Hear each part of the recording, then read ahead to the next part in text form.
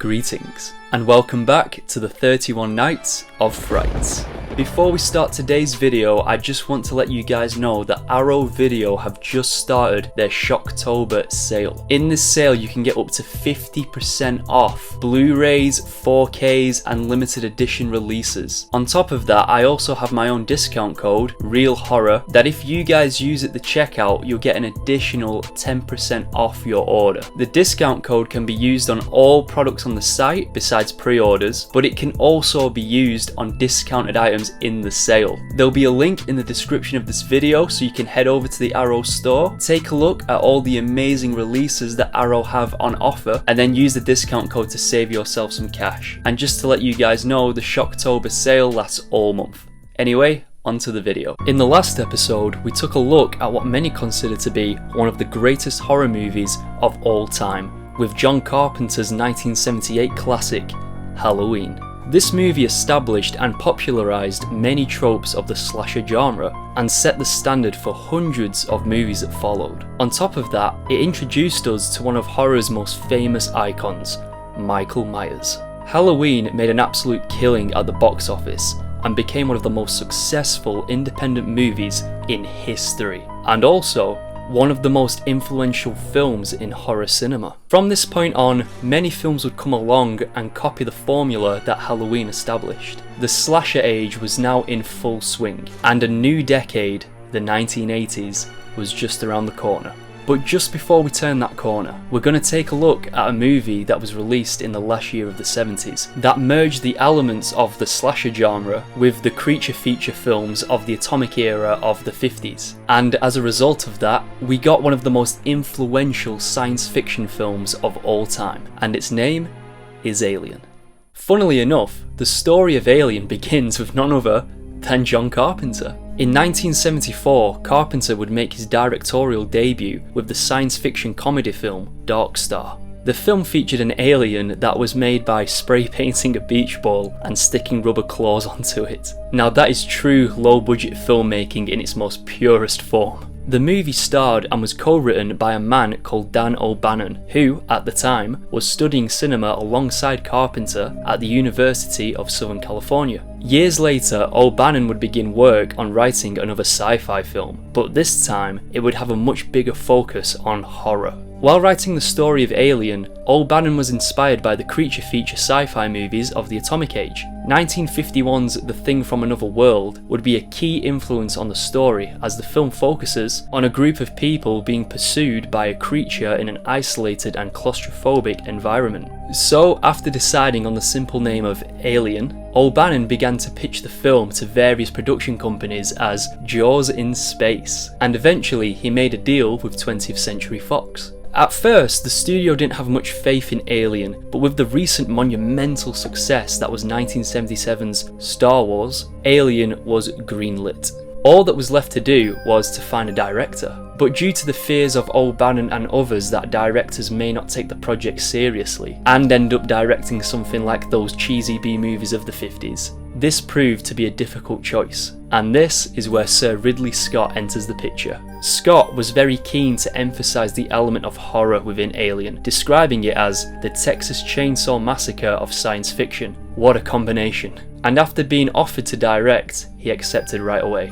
The film follows the crew of the spaceship Nostromo, who, after discovering a derelict extraterrestrial spacecraft on an unexplored planet, find themselves fighting for their survival against a hostile alien that is loose on the ship. The first thing I want to talk about when it comes to this movie is its incredible set design. When watching this film, I find it impossible not to admire its entire visual look, which helps tremendously in getting the viewer invested into the film. All the set pieces are a marvel to look at, specifically the interiors of the Nostromo, which has this very industrial look to it which I just love. A lot of the rooms and main areas of the ship are connected by these long hallways. It feels very claustrophobic and definitely helps with the more tense horror elements later on in the film. The art director, Roger Christian, also worked on Star Wars a couple of years previously, so straight away you know they've got the right people on the job. And of course, because this is 1979, there's no CGI here or any of that shit. Like Star Wars, it's all about spaceship models and men in suits. I'd actually go as far as saying that this film looks rather ageless. There's practically no visual indication of what year this film was actually made in. I guess that the only thing that would give any inclination to this film being made at the time would be the monitor screens. And of course, I think if we're at this point in time with technology, video calling will definitely be of a higher HD quality.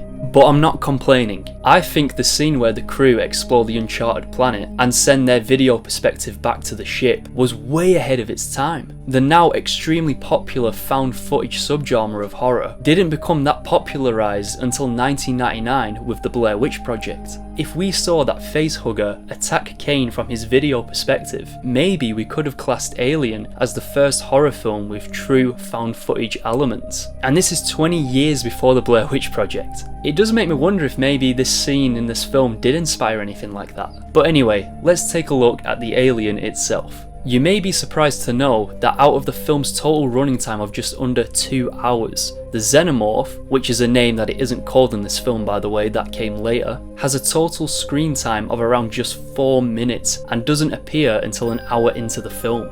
I guess O'Bannon wasn't lying when he said it's like Jaws in space. The alien was designed by Swiss surrealist artist 𝙎𝙃𝙍𝙍, and the design of the xenomorph itself was based on his 1976 painting Necronom 4. Giger worked in an art style known as biomechanical, which essentially combines elements of machinery with things that are organic. Other filmmakers such as David Cronenberg would also incorporate this style into their work. I think 𝙎𝙃𝙍𝙍's work is one of the most pivotal aspects of Alien's success, and that's for a couple of reasons. The first and most obvious reason is that the Xenomorph, which is a big selling point of the Alien franchise, has become a pop culture icon, and its design is nothing short of spectacular or influential. But secondly, Ridley Scott and Dan O'Bannon wanted to make Alien a purely horror experience, and 𝙎𝙃𝙍𝙍's art style definitely helped avoid the Xenomorph look cheesy and something out of those 1950s horror B-movie creature features. The closest it gets to that is the fact that it is played by a man in a suit, 𝘼𝙍𝙍𝙍 to be exact, a graphic design artist who was cast due to being 6'10" in height and having quote, very long legs. This was 𝘼𝙍𝙍's only acting credit. As I said, he was an artist, not an actor, and took up the offer of playing the role after being spotted in Soho, London by the casting department. Speaking of casting, all of the actors in this film do a fantastic job. The characters are all very three-dimensional and believable, despite the few moments where they do something stupid or make a bad decision, which we all know is pretty common in the horror genre.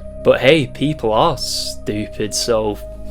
Sigourney Weaver plays the film's main character, Ripley, and she is the only person who is consistently smart and makes the right choices. She also stays firm and stands up for herself. The character of Ripley has gone on to be considered the most significant female protagonist in film history, and is a step above the typical final girl. Also, the fact that she goes back to save the cat from the ship makes her a true hero. As I mentioned at the start, the film combines science fiction with elements of the slasher genre that was pioneered just a year prior with Halloween. Once the alien is loose on the ship, the film does basically become a slasher movie in outer space, as each crew member is picked off by the Xenomorph. Obviously, one example of these slasher elements is the final girl trope, where the final act follows a woman who was the only one smart enough to survive, and in this film, that's Ripley. And there are many moments in this film that nearly 45 years later are still super effective. The scene where the character Kane, played by Sir John Hurt,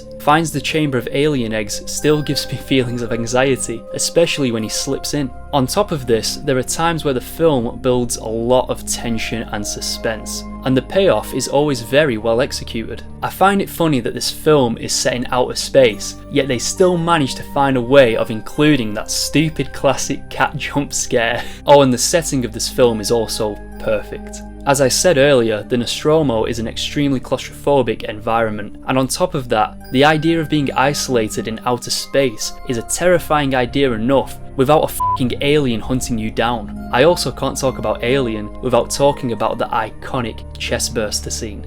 After Kane finds the chamber of eggs I was just talking about, he is attacked by a facehugger that latches to his head and essentially plants an alien egg into his body. Later on, he starts to have convulsions on a table before the alien bursts out from his chest. It's a widely known bit of trivia that the cast members had no idea that this was going to happen, so their reactions that you see on the screen are of genuine terror. But this is only partly true. As Sir John Hurt himself said, they knew what was going to happen in terms of the alien coming out because they had all read the script, but they didn't know exactly how it was going to happen. The cast weren't told about all the fake blood that would burst out in all directions from high pressure pumps, and that's where the genuine reaction comes from. So in conclusion, Alien is still up there as one of the finest examples of science fiction horror 45 years after its release, blending those two genres seamlessly and taking the slasher genre into outer space. The film has led to a successful franchise with several sequels, crossovers, comic books,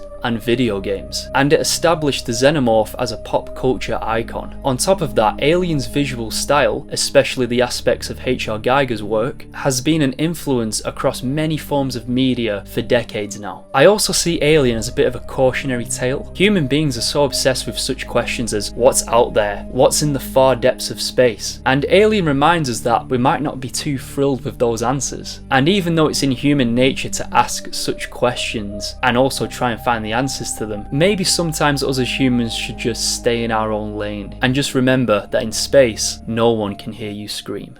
So that concludes today's episode. I know that this video is going out a day late. I have now missed one of the days in October, but it's not going to stop me from finishing this series. As I've said before, I'm literally working day and night on these videos. In typical Liam fashion, I started this series way too late, literally a few days before the 1st of October. So this month has been a bit of a nightmare to say the least, but I'm trying my hardest to get these videos done and also keep them at a high quality for you guys. So with that said, I hope you're all enjoying the videos, and join me in the next episode as we take a look at the first installment of one of horror's most beloved franchises. I'll see you there.